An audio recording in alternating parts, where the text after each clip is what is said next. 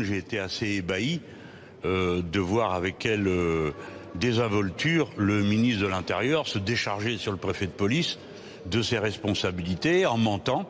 D'abord en disant qu'il ne connaissait pas M. Benalla, ce qui est impossible. Ensuite en disant qu'il avait lui-même prévenu le préfet de police de l'incident. Et c'est faux, le préfet de police a expliqué que les choses se passaient dans l'autre sens. C'est lui qui a prévenu le ministère de l'Intérieur. Et le ministère de l'Intérieur lui a répondu « On sait, on est au courant, parce que l'Élysée nous l'a dit ». Donc il y a eu beaucoup de mensonges et puis une attitude qui était presque à faire sourire. Quand il dit « Bah non, je connais pas, je sais pas qui c'est, j'ai jamais vu ». On lui dit « Mais qu'est-ce qu'il faisait dans cette salle de commandement ? Je sais pas ». Et ainsi de suite. Donc on a l'impression que dans cette affaire, personne ne veut porter le chapeau. Pourtant, dans la Ve République, le rôle des ministres est de servir en quelque sorte de court-circuit pour protéger le président. Là, M. Collomb a abandonné M. Macron aujourd'hui sous les yeux de tout le monde. Je crois qu'il est déjà dans la préparation de la campagne municipale de Lyon. Il se sent de facto sans plus aucune autorité sur sa hiérarchie. Et la hiérarchie, a commencé par le préfet de police, lui ont rappelé de manière assez verte cet après-midi qu'il ne pouvait pas disposer d'eux comme de fusibles. Donc on a le sentiment, nous, que la crise au sommet de l'État s'est approfondie. Jean-Luc Mélenchon, vous réclamez l'audition d'Emmanuel Macron. À la fois, le directeur de cabinet d'Emmanuel Macron va être auditionné. Le secrétaire général va être aussi auditionné, le secrétaire général de l'Élysée, par le Sénat.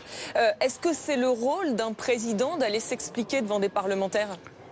Je crois que dans une démocratie, il faut que quelqu'un se soucie de sauvegarder la démocratie parlementaire. Mais regardez quelle est la situation. Nous avons un gouvernement qui refuse de venir devant l'Assemblée nationale s'expliquer depuis mercredi soir dernier. Et on nous dit, il y aura des questions d'actualité mardi. Autrement dit, mardi, j'aurai droit, pour ma part, en tant que l'un des responsables des groupes d'opposition, à 2 minutes de temps de parole pour poser une question au Premier ministre. Et c'est tout. Il n'y a aucune démocratie dans le monde qui fonctionne de cette manière. Ensuite, nous avons assisté aujourd'hui au défilé d'une journée où tout le monde ment. Le ministre de l'Intérieur ment, le préfet de police, au bout d'un moment, s'embrouille dans les explications qu'il fournit. Personne ne veut rendre de compte d'aucune façon. Il est donc normal qu'on dise le président vient et se fait entendre. Pourquoi ? Parce que nous ne sommes pas une monarchie. Nous sommes une république parlementaire. Et moi, je me suis efforcé tout le long de ces événements d'assumer la défense de l'institution parlementaire et sa dignité. Avec d'autres, j'en conviens. Et notamment le président de l'Assemblée nationale, parce que à la fin, on a quand même eu une commission d'enquête. Mais sinon, on n'avait rien, madame. Je demande qu'on s'en souvienne. Si nous n'avions pas passé pendant 10 heures à faire des rappels au règlement pour demander que quelqu'un vienne s'expliquer, il n'y aurait pas eu de commission parlementaire. Par conséquent, j'estime que tous ces gens, avec leur manière désinvolte de traiter les institutions, perdent de vue ce qu'ils ont en charge et ce qu'ils doivent sauver. Dans une démocratie parlementaire, on doit sauver la respectabilité du Parlement. Voilà pourquoi je m'exprime de cette façon. Merci beaucoup Jean-Luc Mélenchon d'avoir réagi en direct sur BFM.